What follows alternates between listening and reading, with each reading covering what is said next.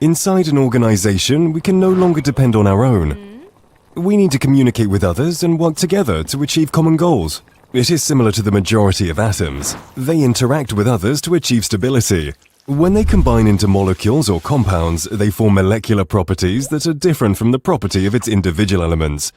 One of them is the molecular mass. Mass is important to determine the new molecule's function and behavior. The quick way to obtain the value of relative molecular mass, or MR, is by finding the sum of the relative atomic masses, or AR, of all the atoms in its chemical formula.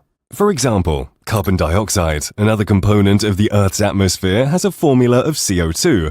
So, to obtain the MR of the substance, we need to add the relative atomic mass, or AR of carbon, added by 2 times the AR of oxygen, which gives a result of 44.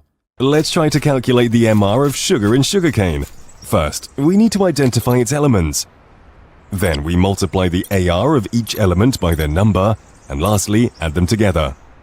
This method works for molecules of other compounds as well. Even for tricky substances such as the wonderful blue copper sulfate crystals, the steps remain similar. First, obtain the chemical formula from our giant lattice structure, which is CuSO4 5H2O, and then figure out the number of atoms in each element. Multiplying them with its respective AR and adding them all together give us the relative formula mass of copper sulfate crystals, 249.5.